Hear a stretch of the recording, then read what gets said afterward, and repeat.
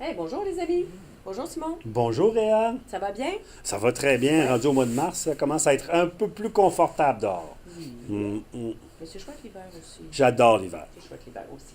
Mais comme tu dis, c'est le mois de mars. Et c'est drôle parce qu'on a un livre qui te parle un peu. En fait, l'histoire ne te parle pas du printemps, mais tu vas voir quand je vais te montrer les illustrations tout à l'heure, ça va te rappeler le printemps. Alors, le livre du mois de mars, ça s'appelle Le chapeau rond de Monsieur Melon.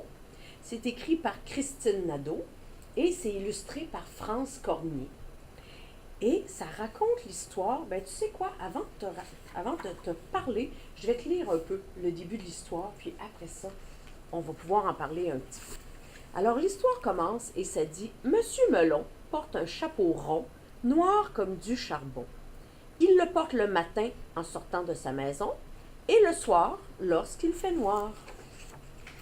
Monsieur Melon a pour voisin un jeune garçon un peu fripon. Galopant, sautillant, Jérémie n'arrête jamais. Un papillon à observer, des fleurs à visiter, des amis avec qui jouer. Alors les amis, tu as compris que mon histoire, elle te parle de deux personnes. Elle te parle de Monsieur Melon, que tu as déjà vu parce qu'il est sur la couverture, et même son nom est dans le titre, lui. Hein? Alors on peut dire que c'est un peu le personnage principal de notre histoire. Et ça te parle aussi de Jérémie. Et on comprend, tu as compris, que je te dis que M. Melon a Jérémie comme voisin. Hein? Alors, ça va être l'histoire de deux voisins, l'histoire de M. Melon, l'histoire de Jérémie. Et c'est un peu l'histoire du printemps aussi, parce que tu vas voir que ce qui se passe dans cette histoire-là, c'est causé par le vent. Et au printemps, souvent, on a du vent. Et tu sais ce que j'aime dans cette histoire-là? Tu sais ce que j'aime, toi, dans cette histoire-là? Je pense que je vais le savoir bientôt. Ben, j'aime beaucoup de choses dans cette histoire-là. Tu vas pouvoir entendre, les amis, quand ton professeur va te le lire, tu écouteras bien. Il y a des rimes dans l'histoire. Hein? Oui, moi je les ai Tu sais, entendus. ouais, hein? Oui. Tu sais, les rimes, ça veut dire deux mots qui finissent par le même son. Alors, Comme Simon, rond, ouais. melon, Moi, j'allais te demander qu'est-ce qui rime avec mon nom à moi. Réa, Réa, qu'est-ce que j'aime toujours manger? chocolat. Voilà. Alors, Ah oui, c'est vrai, Réa, elle ne mange que ça. Ouais. Je Alors, pense qu'elle ne sait pas manger autre chose que du mais chocolat. non, c'est pas vrai, les amis, je mange super bien, mais des fois du chocolat. Super. Et, et donc, dans cette histoire-là, il y a des rimes. Alors, écoute bien quand ton professeur va te le lire. Des fois, la première fois, c'est difficile de trouver les rimes, mais tu vas avoir le temps de le lire plus qu'une fois parce que tu vas l'avoir dans ta classe bientôt. Je vais te le laisser, ce livre-là. Alors, tu écouteras les rimes. Et l'autre chose que j'aime beaucoup, c'est qu'on peut voir le printemps dans les illustrations. Parce que tu vois ici, il y a les petites gouttes de pluie qu'on trouve au printemps. Il y a aussi France, l'illustratrice, elle est arrivée à dessiner le vent. Tu vois, c'est difficile de dessiner le vent, c'est invisible le vent. Mais le vent, ça fait plein de choses. Regarde, ça fait bouger les arbres, ça fait pencher les arbres. Si je te montre la page de garde et que tu vois le chapeau de M. Melon, alors tu vois que le vent fait bouger, s'envoler le chapeau de M. Melon. Alors ce que j'aime dans ce livre-là, c'est que France, elle est arrivée à dessiner le vent de plein de façons différentes. Alors quand je vais te prêter le livre, tout bientôt, tu vas écouter l'histoire, mais tu pourras aussi vraiment bien prendre le temps de regarder toutes les illustrations et regarder toutes les façons dont France, elle a illustré le vent et le printemps. Alors, je te le laisse. À ton tour. Alors, les amis, maintenant que tu as reçu le livre dans ta classe, on va faire les défis.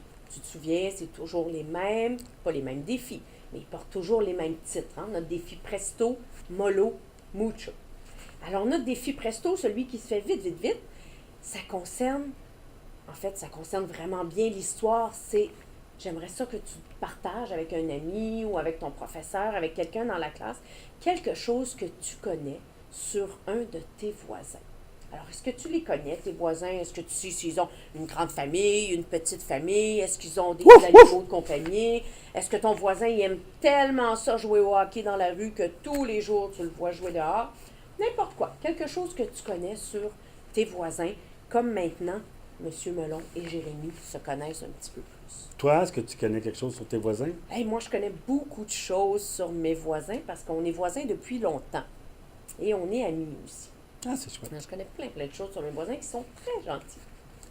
Ton défi mollo, tu te souviens, c'est ton défi de bibliothèque. Alors, dans la bibliothèque de ta classe ou dans la bibliothèque de l'école aussi, si tu la visites, tu peux t'amuser à chercher des livres qui te parlent de météo. Hein? Là, on a eu la météo du printemps. Alors, ça te parle de pluie, de vent, mais ça peut être n'importe quel livre qui te parle de la météo aussi. Alors ça veut dire peut-être l'hiver, peut-être les orages, peut-être même les ouragans, n'importe quoi qui te parle de la météo. Peut-être que tu as ça dans ta classe ou dans ta bibliothèque. Cherche dans la section documentaire. Oui, c'est vrai. C'est là que tu vas trouver les livres qui peuvent t'informer sur la météo. Et ton défi Mucho, c'est un défi spécial parce que c'est ton défi le plus long où tu vas travailler longtemps. Mais celui du mois de mars, il est aussi spécial parce qu'on va te demander de faire quelque chose. Je te propose de faire une grande murale sur une grande feuille ou plusieurs grands cartons collés ensemble où chacun va dessiner un petit bout. Alors de faire une grande murale sur le printemps, hein, de quoi a l'air la nature au printemps, dans laquelle tu vas inclure Jérémie, Monsieur Melon et le chien qu'on voit partout dans l'histoire, et le vent aussi, si tu peux dessiner le vent à ta façon. Mais ce que je te demande en plus, et là je te dis pas pourquoi aujourd'hui, je vais te dire pourquoi au mois d'avril, mais je te dis que dans ta murale du printemps, même si tu fais une murale qui se passe en ville ou dans la cour de l'école, ajoute un petit bout de nature.